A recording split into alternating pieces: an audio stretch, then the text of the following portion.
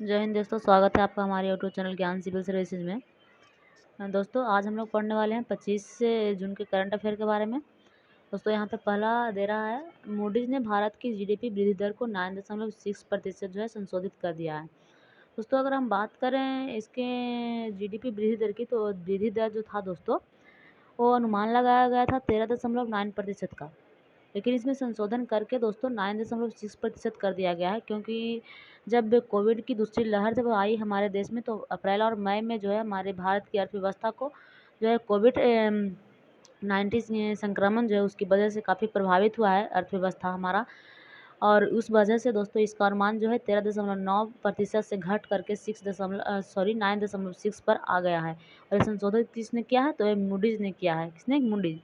ठीक है, तो ये है जो संशोधन कर करके 9.6। तो आप याद रखिएगा कि इसका अनुमान कितना लगाया गया था। तो इसका अनुमान जो है लगाया गया था 13.9 पर, और संशोधित कर करके अभी जो है 9.6 पर आ गया है। वही दोस्तों अगर हम 2022 के लिए बात करें, ये 2021 की बातें हैं, 2021 की जीडीपी दर है। अगर हम 2022 की बात करें दोस्तों, तो 2022 में इसका जो है 7% रहने का अनुमान लगाया गया है, जिस तरह की अभी हमारे देश में जो है स्थिति चल रही है। अब हम आगे बढ़ते हैं, दूसरा देखते हैं क्या है। तो सेकंड में यहाँ पे दे रहा है कि सर्दी के शीर्ष परोपकारी लोगों की पहली सूची में है जमशेदजी टाटा शीर्ष पर आए हैं। कौन? जमशेदजी टाटा। तो इनका नाम आप लोग सुने होंगे, बहुत पुराना कंपनी है दोस्तों जमशेदजी टाटा। तो दोस्तों भारत के अग्रणी उद्योगपति और टाटा समूह के संस्थापक हैं जमशेदजी। इसका पूरा नाम है जमशेदजी नुसुरबानजी टाटा। ठीक है, इनका पूरा नाम क्या है? जमशेदजी नुसरीबानजी टाटा।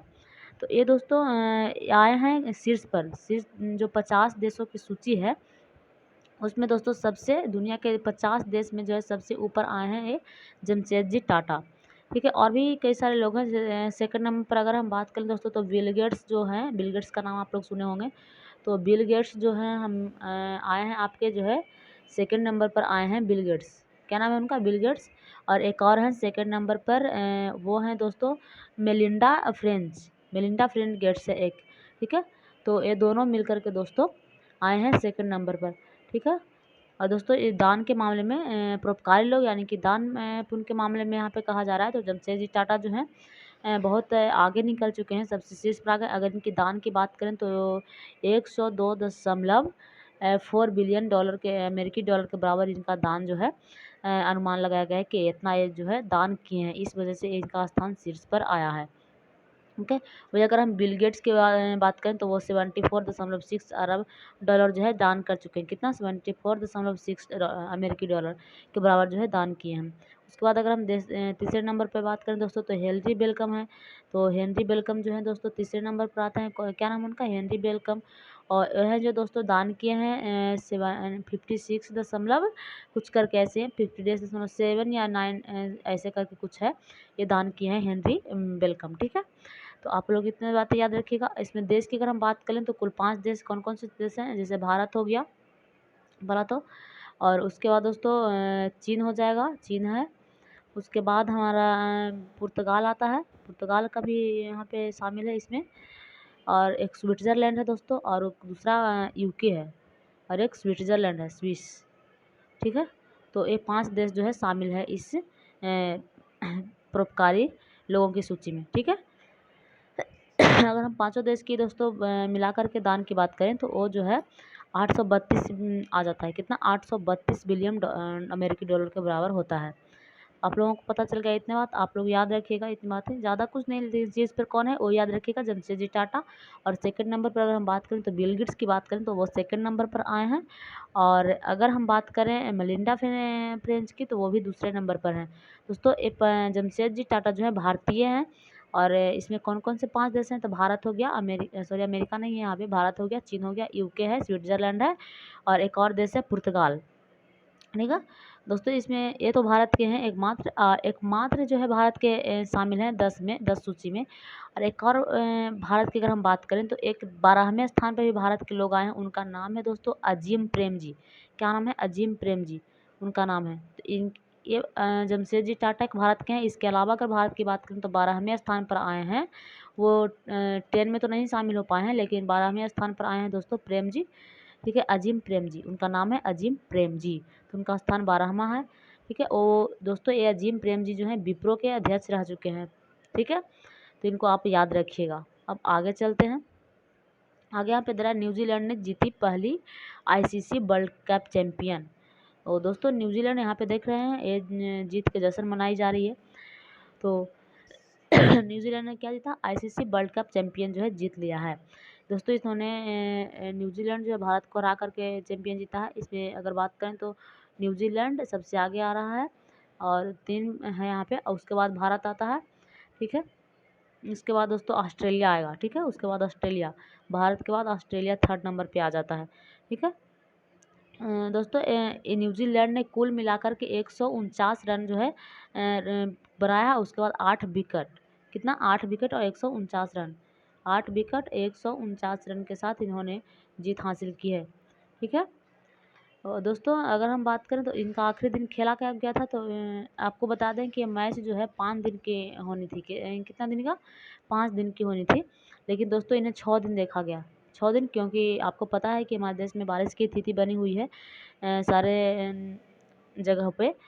तो बारिश की वजह से दोस्तों ये मैच 5 दिन में होने वाली थी, जिसे 5 दिन नहीं 6 दिन तक देखा गया। कितने दिन तक दोस्तों, 6 दिन तक जो है इन्हें देखा गया था। तो वो बारिश की वजह से हुआ दोस्तों। और आखिरी दिन खेला कब गया, तो आखिरी दिन यह 23 जून तक खेला गया, कब, 23 जून तक। और आखिर में न्यूजीलैंड की जीत हासिल हुई और भारत को जाकर न्यूजीलैंड जो है फाइनल में जीत चुकी है, ठीक है।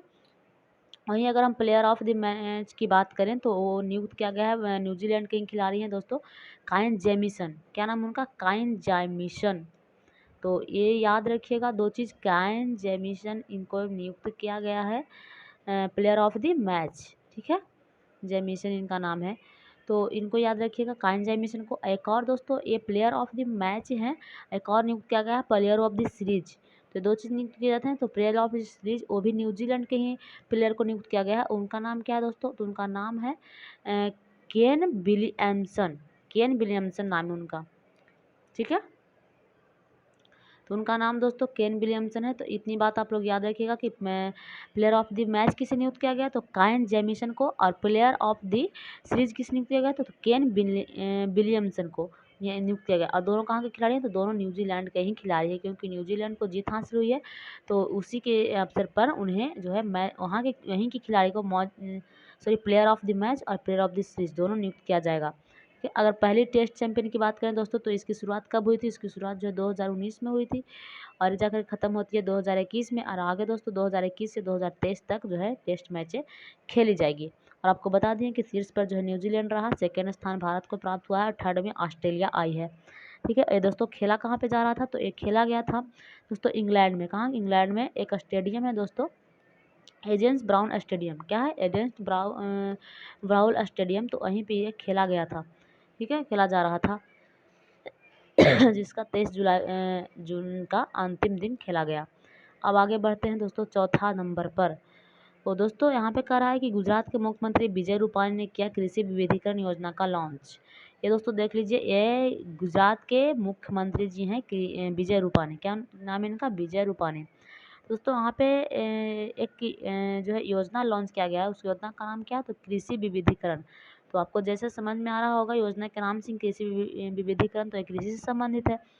दोस्तों इसका उद्देश्य क्या है इस योजना का, तो इस योजना का दोस्तों उद्देश्य है कि आदिवासी के क्षेत्र में कृषि का जो है वहाँ पे विकास किया जाए, टिकाऊ बनाया जाए, और उसमें जो भी फसलें होती है उस कृषि को वहाँ पे क्या किया जाए, लाभदायक बनाया जाए, ठीक है। तो कृषि किस तरह से वहाँ पे टिकाऊ बनी रह सकती है उस क्षेत्र में, आदिवासी के क्षेत्र में किस तरह से लोगों को प्रोत्साहित किया जा सकता है कृषि करने के लिए। तो इसके लिए ही कृषि विविधीकरण का जो है योजना का लॉन्च किया गया है। किया कौन है, तो वहाँ के गुजरात के मुख्यमंत्री हैं, क्या नाम उनका, विजय रूपाणी। इनके द्वारा ही ये योजना का लॉन्च किया गया है। दोस्तों इसमें 14 आदिवासी जिला कवर करता है। क्या, 14 आदिवासी जिला को जो है एक कृषि विविधीकरण योजना जो है कवर करता है, उतने लोगों को लाभ प्रदान करेगा। और इसमें अगर लोगों की बात करें तो 1.26 लाख से अधिक जो है किसान यहाँ पे शामिल हैं। दोस्तों बात करें तो राज्य सरकार आदिवासी किसानों को लगभग 31 करोड़ रुपये जो है उर्वरक और बीज के लिए सहायता प्रदान करेगी, जिसमें 45 केजी यूरिया देगी और 50 केजी एनपीके और 50 केजी अमोनियम सल्फेट की भी शामिल है। यानी कि इतने चीज़ दोस्तों ये मुख्यमंत्री जो है वहाँ गुजरात की सरकार जो है किसान लोगों को, आदिवासी में जो किसान हैं उसको जो है प्रोवाइड करेगी। कितना 31 करोड़ रुपये की बात की है, जिसमें उर्वरक और बीज शामिल है दोस्तों। यूरिया, एनपीके और अमोनियम सल्फेट आप नाम सुने होंगे, ये सब उर्वरक के नाम है। तो 45 केजी यूरिया और 50 केजी एनपीके और 50 केजी अमोनियम सल्फेट वहाँ पे प्रोवाइड करेगी कौन? गुजरात सरकार कृषि को, किसान लोगों को, ठीक है। और दोस्तों ये गुजरात सरकार जो है पिछले 10 वर्ष इस योजना के तहत जो है 10 वर्ष ये योजना चला रही है दोस्तों गुजरात सरकार। और इसके अंतर्गत दोस्तों क्या कर रही है कि 10 लाख आदिवासी किसान को पहले ही यह जो है 250 करोड़ रुपये के जो है सहायता प्रदान कर चुकी है। यानी कि दोस्तों 10 साल पहले से ये योजना चला रही है। और इसमें दोस्तों 10 लाख आदिवासी किसान को जो है 250 करोड़ रुपये का जो है सहायता प्रदान कर चुकी है अब तक इस योजना के तहत, कृषि विविधीकरण के तहत, ठीक है। तो दोस्तों कृषि से संबंधित योजना है, तो इन्हें याद रखिएगा। कौन लॉन्च किए हैं? तो ये विजय रूपानी के द्वारा लॉन्च किया गया है। कहाँ के मुख्यमंत्री हैं? तो विजय रूपानी जो है गुजरात के मुख्यमंत्री है। और अगर गुजरात के राज्यपाल की दोस्तों बात करें तो वहाँ के राज्यपाल जो है आचार्य देवव्रत हैं। कौन है? आचार्य देवव्रत। तो ये सारी बातें भी आप याद रखिएगा। अब आगे बढ़ते हैं दोस्तों। तो आगे एक बढ़ रहा है कि अभिनेता बिल स्मिथ ने अपनी आत्मकथा बिल की घोषणा की। तो ये देखिए एक अभिनेता है, इनका नाम क्या है दोस्तों? Bill Smith. क्या नाम है? Bill Smith. और इन्हीं के नाम पर इनका जो है आत्मकथा भी लिखा गया है। इनका नाम देखिए, आगे का नाम सिर्फ बिल। इनकी आत्मकथा के अगर कोई नाम पूछे तो इसका नाम है इनकी आत्मकथा का क्या नाम है? बिल नाम है दोस्तों। अगर प्रकाशन, इनकी प्रकाशन की बात करें तो एक पेंगुइन प्रेस के द्वारा 9 नवंबर को प्रकाशित हुई। कहाँ, कितना कब प्रकाशित होगी दोस्तों? अभी ये बुक जो है ये प्रकाशित नहीं हुई है। इनकी आत्मकथा प्रकाशित की जाएगी 9 नवंबर 2021 को। और किसके द्वारा प्रकाशित की गई? तो एक प्रेस है, कोई भी चीज़ प्रेस में ही तो प्रकाशित होती है। तो एक प्रेस है पेंगुइन, तो इनके द्वारा ही दोस्तों इसका इस पुस्तक का जो है प्रकाशन किया जाएगा। इसमें इस पुस्तक का सह लेखन मिलकर के किया है। उस लेखक का नाम है दोस्तों मार्क मैनसन। मार्क मैनसन के द्वारा इनमें इसमें पुस्तक में भी योगदान रहा है, वो भी इसमें जो है मिलकर के लिखे हैं, यानी सह लेखन किए हैं, उसको कह सकते हैं आप दोस्तों। और अगर इसकी कवर की बात करें तो वो कलाकार वहाँ पे एक कलाकार के द्वारा इसको डिजाइन किया गया है, इनकी कवर को, ऊपर वाले कवर को। तो उस डिजाइनर का नाम क्या है दोस्तों? अगर उस कलाकार की बात करें जो डिजाइन किए इनके कवर को, तो उनका नाम है ब्रैंडन बिमाइक, ठीक है। क्या नाम है? ब्राइंडर। यहाँ पे दोस्तों उनका नाम हम लिख देते हैं, सॉरी यहाँ पे दोस्तों इनका नाम है दोस्तों ब्रैंडन बिमाइक। क्या नाम है? ब्रैंडन बिमाइक। इनके कवर को जो डिजाइन किए हैं दोस्तों उनका नाम हम बता रहे हैं कि ब्रैंडन बिमाइक इनका नाम है वो जो है इनकी कवर को जो है प्रिंट किए हैं, ठीक है। तो इतनी बात आप याद रखिएगा। और एक सह लेखन इनके साथ कौन किए हैं? तो सह लेखन दोस्तों मार्क मैनसन किए हैं। कौन किए हैं? Mark Manson. उनके सह लेखन की अगर हम बात करें तो उनका सह लेखन मिल करके मैक मैनसन के द्वारा जो है सह लेखन किया गया है, ठीक है। तो इतनी बात आपको समझ में आ गई दोस्तों। अगर इस आत्मकथा की अगर हम बात करें तो इनकी आत्मकथा को दोस्तों ऑडियो कर करके भी सुनाया जाएगा। तो वो कहाँ पे सुनाया जाएगा दोस्तों? पेंगुलन रैडम हाउस में ऑडियो कर करके भी इनकी आत्मकथा को क्या किया जाएगा? सुनाया जाएगा ऑडियो बुक के द्वारा दोस्तों। अगर हम इनकी बात करें, थोड़ा सा इनके बारे में हम जान लेते हैं। बिल स्मिथ के बारे में, इनकी आत्मकथा लिखी जा रही है, इनकी आत्मकथा के बारे में पढ़ रहे हैं दोस्तों। अगर हम बात करें बिल स्मिथ की, तो बिल स्मिथ दोस्तों 2 बार अकादमी पुरस्कार और 4 बार ग्रैमी पुरस्कार से सम्मानित किए जा चुके हैं। कितनी बार दोस्तों? 2 बार जो है अकादमी पुरस्कार मिला है इनको। क्या मिला है? अकादमी पुरस्कार। और 4 बार दोस्तों ग्रैमी अवार्ड मिला है। क्या? Grammy award. तो दोस्तों ग्रैमी अवार्ड मिलना आसान बात नहीं है। तो ये बहुत जो है चर्चित अभिनेता हैं, तो इनके बारे में आप याद रखिएगा। और अगर हम बात करें ग्रैमी पुरस्कार कब कब जीते हैं, तो वो हम बता देते हैं आपको कौन कौन सी फिल्में की हैं ये। तो ये की है समर स्टाइल के लिए भी जीते हैं ग्रैमी अवार्ड, समर स्टाइल याद रखिएगा। उसके बाद अगर दूसरा बात करें तो मैन इन ब्लैक, एक फिल्म है मैन इन ब्लैक, इनके लिए इन्हें दिया गया है। तो इनके लिए भी दोस्तों इन्हें दिया गया है, ग्रैमी अवार्ड से सम्मानित किया गया है। अगर हम तीसरे नंबर की बात करें दोस्तों, तो तीसरा नंबर पे है गेटिनी जिगी बिट इट। ठीक है, इस तीसरे नंबर की दोस्तों बात करें तो गेटिनी जिगी, इन्होंने लिखा है वो दोस्तों गेटिनी जिगी, क्या नाम है, गेटिनी जिगी बिट इट। तो इसके लिए भी इन्हें ग्रैमी अवार्ड मिला। एक और है दोस्तों पेरेंट्स जस्ट डोंट, यानी कि उसमें पारिवारिक फिल्म है, पेरेंट्स के आधारित होगा यहाँ पे, इनका नाम ही पेरेंट्स। तो दोस्तों ये 4 फिल्म के लिए इन्हें ग्रैमी अवार्ड पुरस्कार से जो है सम्मानित किया जा चुका है। तो ये बहुत चर्चित हैं, इन्हें आप लोग याद रखिएगा। और इन्हें 4 बार जो है ग्रैमी अवार्ड से भी सम्मानित किया जा चुका है। और दोस्तों 2 बार जो है अकादमी पुरस्कार भी ये जीत चुके हैं। और इनकी आत्मकथा कब प्रकाशित होगी दोस्तों, तो 9 नवंबर को प्रकाशित होगी। ठीक है, इनके कब प्रकाशित की जाएगी दोस्तों, तो 9 नवंबर को प्रकाशित की गई। इनकी आत्मकथा का नाम क्या है, तो इनकी आत्मकथा का नाम बिल है। कोई पूछे बिल स्मिथ की आत्मकथा का क्या नाम है, तो इनकी आत्मकथा बिल नाम है। ठीक, तो इतना बात आप लोग याद रखिएगा। अब हम आगे चलते हैं। अगर दोस्तों बोल रहा है कि जसप्रीत बुमराह बने वन प्लस के ब्रांड एम्बेसडर। तो ये दोस्तों देखिए यहाँ पे जो है जसप्रीत बुमराह की जो है फ़ोटो दिखाई गई है। तो इन्हें दोस्तों बनाया गया है वैश्विक प्रौद्योगिकी ब्रांड वन प्लस जो है उनका जो है ब्रांड एम्बेसडर इन्हें नियुक्त किया गया है। दोस्तों एक प्रकार के खिलाड़ी हैं, क्या है, खिलाड़ी हैं जसप्रीत बुमराह। तो इन्हीं को दोस्तों बनाया गया वन प्लस ब्रांड के एम्बेसडर। अब आगे दोस्तों देख लीजिए, आगे यहाँ पे करा है कि बैंक एश्योरेंस के लिए एसबीआई जनरल एश्योरेंस और आईडीएफसी फर्स्ट बैंक का समझौता। तो ये दोनों समझौता क्या दोस्तों, सबसे पहले हम जान लेते हैं कि आखिर बैंक इंश्योरेंस होता है क्या। तो बैंक इंश्योरेंस के लिए समझौता किया गया है। तो बैंक इंश्योरेंस क्या है दोस्तों, तो इसकी बात करें तो ये एक प्रकार का सहयोग है कंपनी के बीच, और बीमा कंपनी जो होती है और बैंक होता है उसके बीच दोस्तों एक प्रकार का सहयोग है। यानी कि जैसे कंपनियां जो है, बीमा कंपनियां क्या करती है कि अपनी चीज़ों को बैंकों की सहायता से बेचवाती है, और क्या करती है, बैंक को कमीशन देती है कि हम इतना तुम्हें कमीशन देंगे और ये चीज़ ये जो है हमारा चीज़ को तुम बेचो बैंक की सहायता से। तो बैंक जो है उसकी चीज़ को बेच देता है, और उस चीज़ को जब बेचता है तो उस बैंक को क्या होता है, कमीशन प्राप्त होता है। और बीमा को कंपनी को भी लाभ होता है दोस्तों, क्योंकि उसकी जब जो मतलब उसके पास ग्राहक बढ़ेगी, उसके पास ग्राहक ज़्यादा होगी, बिकने के बाद उसकी सामान को बिकेगी, तो उससे उससे फ़ायदा प्राप्त होंगे। और बैंक को क्या मिलेगा, बैंक को भी जो है वहाँ पे फ़ायदा मिलेगा, उससे भी वहाँ पे जब कमीशन मिलेगा तो भी फ़ायदा कमाएगा। तो इस तरह से बैंक इंश्योरेंस उसी को कहा जाता है कि इंश्योरेंस करवाया है। ठीक है, तो उसी प्रकार इसी के लिए ही दोस्तों यहाँ पे एसबीआई जनरल इंश्योरेंस और एक क्या है, एक बैंक है आईडीएफडी। तो इन दोनों के बीच समझौता किया गया है। क्या, एक ये दोस्तों देख लीजिए, एसबीआई जनरल इंश्योरेंस जो एक प्रकार का बीमा है, बीमा कंपनी है, और आईडीएफजी बैंक के साथ समझौता किया है। ये अपनी माल को ये अपनी चीज़ों को इसके द्वारा इसके पास जो ग्राहक आएगा आईडीएफसी के पास, उसे क्या करेगा, आईडीएफजी इसके माल को जो है, इसके चीज़ों को जो है अपने ग्राहक को जो है बेचना प्रारंभ करेगा। इससे क्या होगा कि एसबीआई जनरल जो है आईडीएफजी को क्या देगा, कमीशन देगा। इस तरह से इन दोनों को जो है यहाँ पे फ़ायदे होती है। तो इसी चीज़ के लिए दोस्तों यहाँ पे दोनों को बीच समझौता किया गया है, समझौते पर हस्ताक्षर किया गया है, जिसकी वजह से दोस्तों इन दोनों बैंकों को जो है लाभ मिल सके।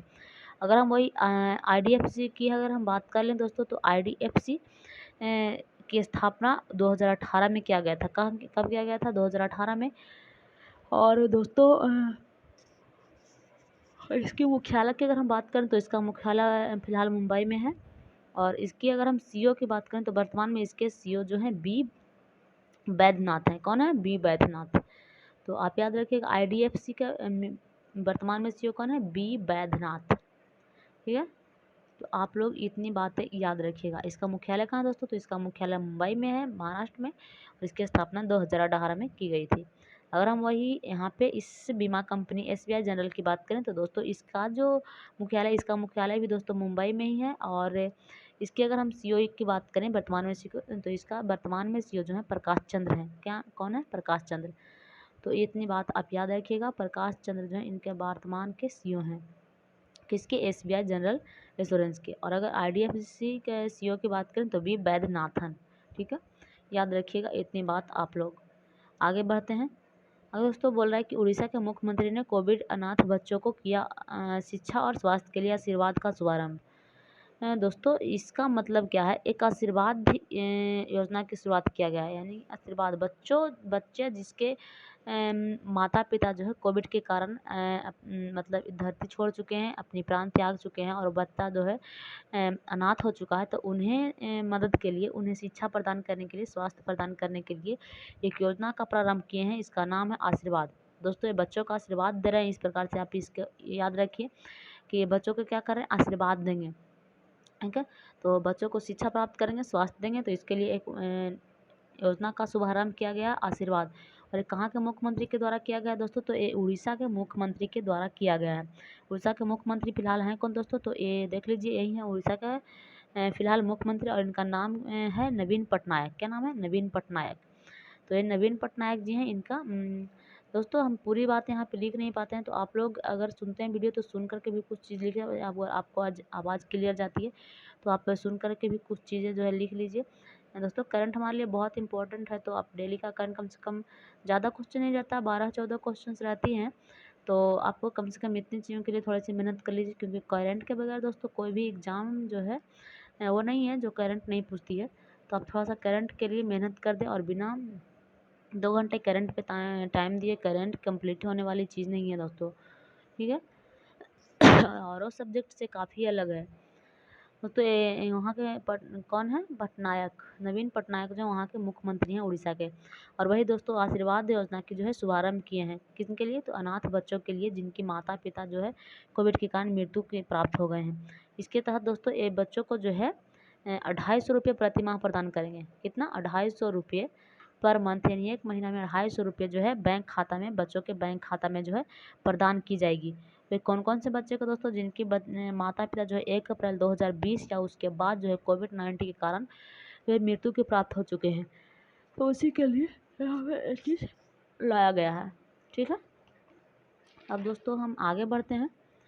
आगे करा है दोस्तों तमिलनाडु आर्थिक सलाहकार पैनल में शामिल रघुराम राजन। दोस्तों आर्थिक सलाहकार का एक पैनल होता है, एक लिस्ट बना होता है। पैनल मतलब वही लिस्ट, तो वो आर्थिक सलाहकार का लिस्ट बना होता है एक, उसमें दोस्तों अभी शामिल किया गया है तमिलनाडु में रघुराम राजन को भी शामिल किया गया है। ठीक है, तो दोस्तों हर राज्य का जो है एक अपना आर्थिक सलाहकार का पैनल बनाता है, लिस्ट बनाता है, जिससे किस किस से हम अपनी आर्थिक सलाहकार लें, किस किस से हम सलाह लें अर्थव्यवस्था के बारे में, तो उसके लिए एक पैनल बनाता है हर राज्य सरकार। तो उसमें दोस्तों इस तमिलनाडु अगर आर्थिक सलाहकार के पैनल में बात करें तो रघुराम राजन को भी शामिल किया गया है। दोस्तों यहाँ पे करा है कि तमिलनाडु इसमें दोस्तों बात करें तमिलनाडु सरकार ने, तो नोबेल पुरस्कार के विजेता हैं कौन? एस्थम डुफ्लो और भारतीय रिजर्व बैंक के पूर्व गवर्नर रघुराम राजन। दोस्तों रघुराम राजन जो है भारतीय रिजर्व बैंक के पूर्व गवर्नर रह चुके हैं, जिनको जो है इस राज्य में आर्थिक सलाहकार के रूप में जो है चयनित किया गया है। और एक नोबेल पुरस्कार के विजेता एस्मथ डुफ्लो, तो उनको भी दोस्तों इसमें शामिल किया गया है। 5 लोग हैं पैनल में। और अन्य की अगर हम बात करें तो आर्थिक सलाहकार पहले भी रह चुके हैं अरविंद सुब्रह्मण्यम, और एक है विकास अर्थशास्त्री। ठीक है, विकास अर्थशास्त्री कौन है? द्रेज। और एक है दोस्तों एम नारायण। तो ये सब जो है पूर्व आर्थिक सलाहकार और भी रह चुके हैं, तो इसमें 5 लोग कुल मिला करके हैं, जिसमें रघुराजन भी एक हैं।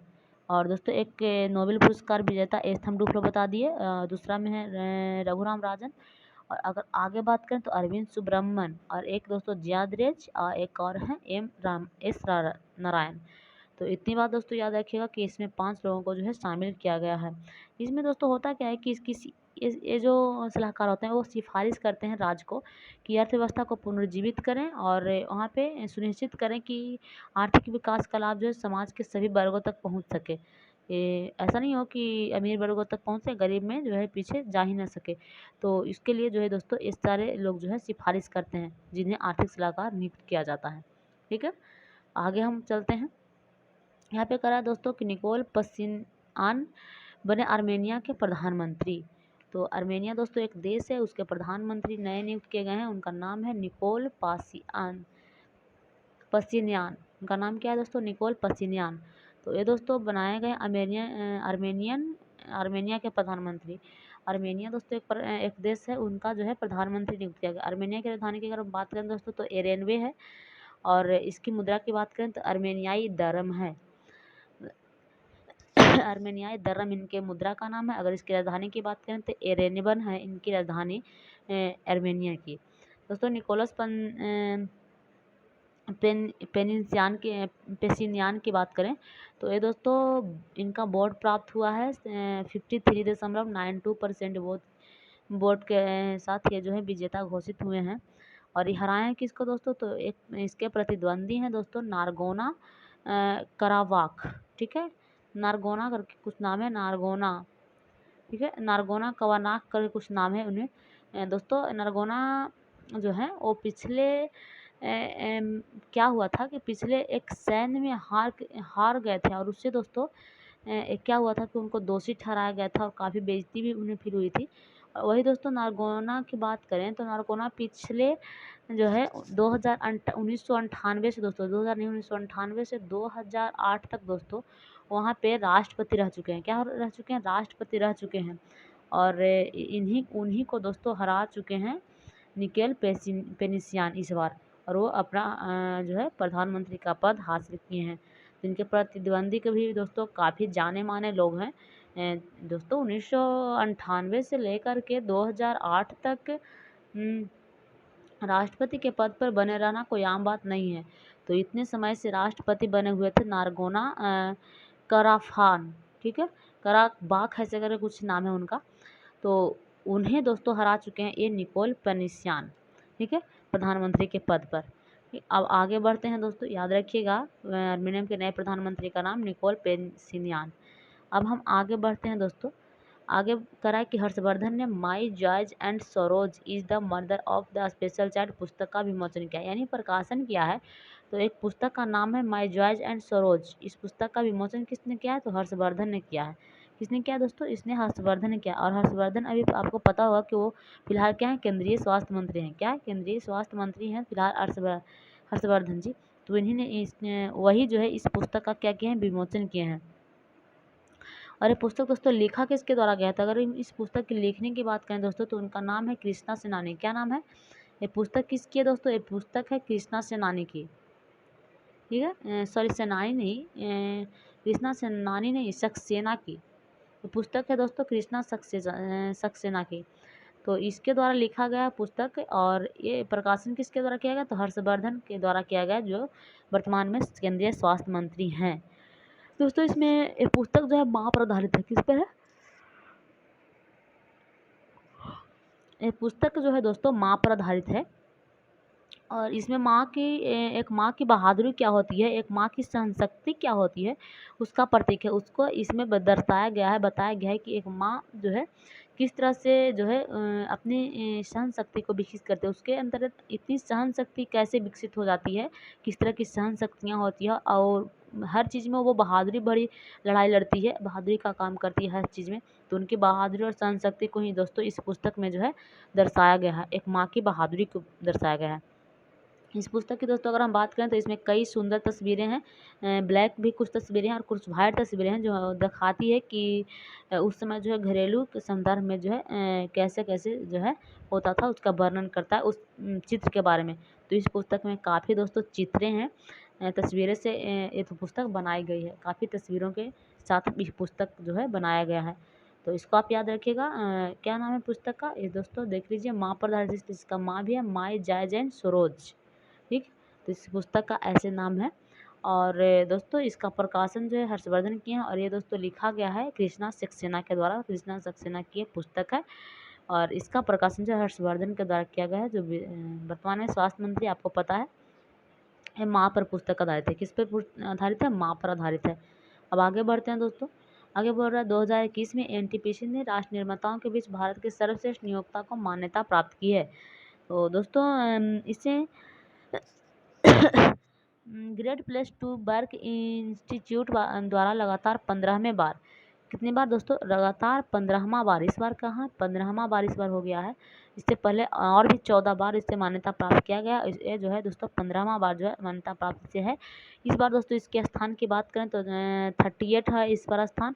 अगर पिछली बार दोस्तों बात करें तो इसका स्थान जो है 47 था, और इस बार इसका दोस्तों इसका स्थान में बढ़ोतरी हुई है और ये 38 पर पहुँच गया है। कितना पर पहुँच गया? 38 पर पहुँच गया। दोस्तों यहाँ पे स्थानिक कम और इसका मतलब कि ऊंचा जा रहा है। एक स्थान पर पहुँच जाएगा तो सबसे आगे हो जाएगा, तो इसीलिए इसके स्थान में जो है बढ़ोतरी हुई है, विकसित हुई है। इसके स्थान में बढ़ोतरी हुई है, ना कि कह दीजिएगा कि कमी हुई है, क्योंकि यहाँ पे जो है ऊपर की ओर जा रहा है। ठीक है, तो इसी के स्थान में जो है बढ़ोतरी हुई है। पिछले साल जो है 47वां स्थान में आया था और इस बार जो है 38 पर पहुँच गया है। ठीक है, अब दोस्तों आगे बात करते हैं। आगे एक बैंक है कोटक महिंद्रा बैंक, एक सेवा शुरू कर रहा है पे और कॉन्टैक्ट। पे और कॉन्टैक्ट जैसे आपको लग रहा होगा यहाँ पे इस सेवा के नाम से ही लग रहा है पे और कॉन्टैक्ट, यानी कि पे योर कॉन्टैक्ट, जो भी तुम्हारे कॉन्टैक्ट में है उसको आप पे कर सकते हैं मोबाइल की सहायता से ही आप पे कर सकते हैं। मोबाइल नंबर बस आपको पता होनी चाहिए और आप उसे पे कर सकते हैं। तो ये सेवा किसके द्वारा शुरू किया गया था? कोटक महिंद्रा बैंक के द्वारा शुरू किया गया है। कि बैंक का नाम क्या है? कोटक महिंद्रा बैंक। क्या नाम है? कोटक महिंद्रा बैंक। उसके द्वारा शुरू किया गया है पे योर कॉन्टैक्ट। इसमें होता है क्या दोस्तों को ग्राहक जो है लाभार्थी को मोबाइल नंबर के द्वारा जो है सभी जो है भुगतान कर सकता है। जितने भी पैसा भेजना है या भुगतान करना है उसमें से अच्छा पे ओनली फॉर आपको मोबाइल नंबर पता होना चाहिए। ठीक है दोस्तों, अगर इसकी हम कोटक महिंद्रा बैंक की स्थापना की बात करें तो इसका स्थापना दोस्तों 2003 में किया गया था, और इसकी जो है मुख्यालय दोस्तों फिलहाल में जो है मुंबई में है इसकी मुख्यालय। और इसकी सीईओ की बात करें तो इसका वर्तमान जो सीईओ हैं वो है उदय कोटक। कोटक महिंद्रा बैंक है, इसका सीईओ भी हैं जो फिलहाल में उदय कोटक हैं। तो आप इस तरह से इसको याद रखिएगा। ठीक है, अब हम आगे बढ़ते हैं। भारत का आधिकारिक ओलंपिक थीम सॉन्ग्स लक्ष्य तेरा सामने है जारी। एक सॉन्ग गाया गया है दोस्तों, इस सॉन्ग का नाम है लक्ष्य तेरा सामने है। क्या नाम है उस सॉन्ग का? लक्ष्य तेरा सामने है। दोस्तों टोक्यो खेलों के पहले भारतीय दल ने जो है एक गीत लॉन्च किया है। टोक्यो खेले जाने वाला है, अभी नहीं खेला गया है, 23 जुलाई से है दोस्तों जो खेला जाएगा टोक्यो खेल। तो उसके लिए एक सॉन्ग जो है लॉन्च किया गया है जिसका नाम है लक्ष्य तेरा सामने है। और ये गाया किसके द्वारा गया है दोस्तों? तो ये गाया गया है मोहित चौहान के द्वारा। किसके द्वारा? मोहित चौहान के द्वारा ये गीत जो है गाया गया है ये टोक्यो लॉन्च होने से पहले। दोस्तों ये लॉन्च कब से टोक्यो खेला कब से जाएगा? तो ये खेला जाएगा 23 जुलाई से। याद रखिएगा ये खेल जो है खेला जाएगा 23 जुलाई से। ठीक है, 23 जुलाई से एक खेल की शुभारंभ किया जाएगा। दोस्तों इसके लिए अभी तक जो है 100 से अधिक भारतीय प्लेयर ने जो है भाग लेने प्रतियोगिता में जो है क्वालिफाई कर लिया है, भाग ले लिया है। और दोस्तों इसमें जो इस आयोजन में इस जो गीत गाया जा रहा था उसमें दोस्तों यहाँ पे इसके अध्यक्ष नारायण रामचंद्रन भी शामिल थे, महासचिव भी शामिल थे, खेल सचिव भी शामिल थे, डिप्टी चीफ भी शामिल थे, और भारतीय खेल प्राधिकरण यानी SI के महानिदेशक भी जो है यहाँ पे शामिल थे। और इसके अगर हम अतिथि की बात करें तो इसके अतिथि दोस्तों थे खेल मंत्री किरण रिजिजू। तो आप अभी पता होगा खेल मंत्री हैं कौन? किरेन रिजिजू। तो अभी जो है इसका जो है मुख्य अतिथि यहाँ पे थे। ठीक है, अगर हम वही बात करें भारतीय ओलंपिक संघ की स्थापना की तो उसका स्थापना जो है दोस्तों 1927 में किया गया था। कब स्थापना किया गया था? 1927 में। और इसका दोस्तों स्थापना किया गया था 1927 में। और ये इसका अध्यक्ष कौन है? तो इसका अध्यक्ष अभी हम बताएं नारायण रामचंद्रन है। कौन है? इसका दोस्तों है नारायण रामचंद्रन इनका नाम है, इनके अध्यक्ष का। दोस्तों गीत का लॉन्च किया गया, उस गीत का नाम क्या है? लक्ष्य तेरा सामने है। और ये खेल खेला कब जाएगा? 23 जुलाई से। और ये गीत किसने गाया है पहली बार? तो ये गीत गाया है मोहित चौहान ने। किसने गाया है? मोहित चौहान ने। तो फिलहाल आप लोगों के लिए हम वीडियो यहीं स्टॉप करते हैं, इतना ही था हमारा। अब जो है आज का करंट ख़त्म होता है। और दोस्तों अब हम अगले दिन जो है करंट दोस्तों चालू रहेगा। बाकी की वीडियो की अगर हम बात करें जो पॉलिटी कोई भी सब्जेक्ट हो तो उसके लिए भी आपको 2-3 दिन हो सकता है वेट करना पड़े। ठीक है, तो आप लोग थोड़ा इंतज़ार कर लीजिए, फिर अगर वीडियो हम स्टार्ट करेंगे तो रेगुलर ही वीडियो दे पाएंगे। अभी थोड़ी सी दिक्कत में है दोस्तों, आप लोग से मैनेज करिए थोड़ा सा, 2-3 दिन के बाद हो जाएगा, सब ठीक हो जाएगा। तो फिर हम आपको वीडियो लगातार देना शुरू कर देंगे, ठीक है। तो अभी बस मैं करंट जो है हम आप लोगों को दे पा रहे हैं, तो दे रहे हैं, और वो वीडियो भी हम नहीं दे पा रहे हैं। तो ठीक है दोस्तों, आपके लिए आज के लिए बस इतना ही। जय हिंद दोस्तों।